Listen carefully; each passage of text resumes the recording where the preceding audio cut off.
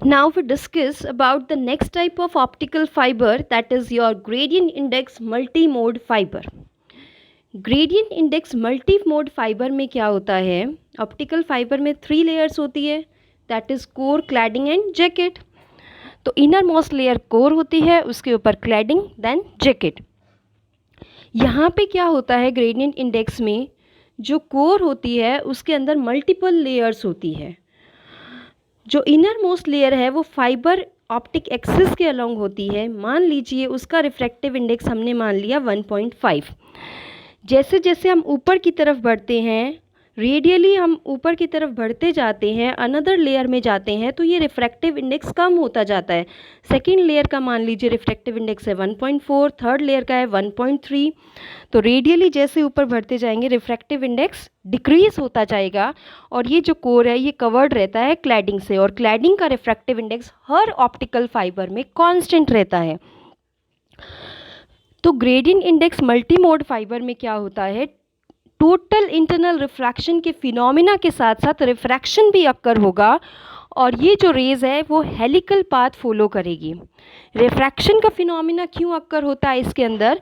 Because ये core के अंदर मल्टीपल लेयर्स होती हैं. तो जो फाइबर है ऑप्टिक एक्सिस के अलोंग है उसका रिफ्रैक्टिव इंडेक्स 1.5. दूसरी लेयर जो हमने ली, मान लीजिए उसका रिफ्रैक्टिव इंडेक्स 1.4 है, तो ये 1.5 वाली डेंसर की तरह एक्ट करेगी and this act as rarer. तो रेज जब पास होगी तो वो डेंसर टू रेयरर पास हो रही है, तो it bend away with the normal. ऐसे ऐसे लेयर्स में हम आगे बढ़ते जाएंगे तो ये कैसा हेलिकल पाथ फॉलो करेगी. तो ग्रेडियंट इंडेक्स में रिफ्रैक्शन और टोटल इंटरनल रिफ्लेक्शन दोनों फिनोमिना अक्कर होते हैं. और इसका कोर का रिफ्रैक्टिव इंडेक्स मान लीजिए μ1 है और क्लैडिंग का रिफ्रैक्टिव इंडेक्स है μ2. क्लैडिंग का रिफ्रैक्टिव इंडेक्स ऑलवेज कांस्टेंट रहता है और ये रेस हेलिकल पाथ फॉलो करती है.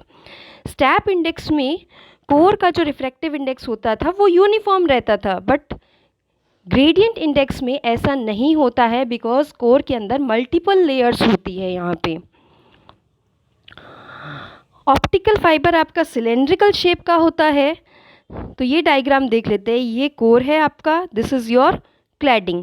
यहाँ पे ये जो आपको मिलेगा ये इस तरीके से मिलेगा, थोड़ा सा कर्व्ड, बिकॉज जो कोर का रिफ्रैक्टिव इंडेक्स है वो चेंज होता रहता है इसमें, और इस इंटरफेरेंस पे ये μ2 पे चेंज हो जाएगा दूसरे रिफ्रैक्टिव इंडेक्स में. इसकी थ्योरी देखते हैं. Gradient index multi-mode fiber has a core which consists of concentric layers of different refractive indices.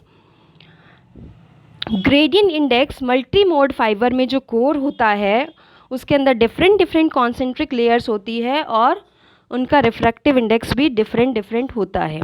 And the value of refractive index of core decreases with the distance of the fibre axis. ये fibre axis है मान लीजिए, जैसे जैसे अपन radially ऊपर बढ़ते जाएंगे core का रिफ्रैक्टिव इंडेक्स कम होता जाएगा.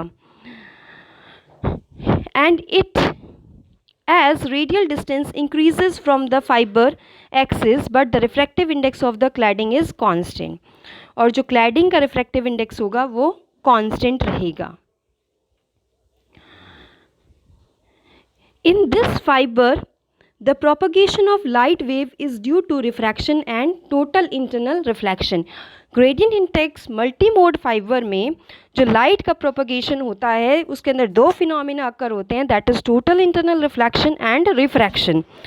स्टैप इंडेक्स मल्टी-मोड फाइबर में हमने देखा था सिर्फ एक फिनोमिना अक्कर होता है, that is total internal reflection.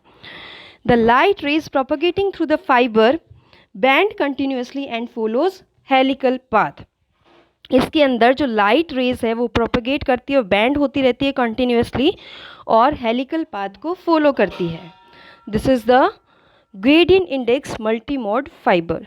Thank you.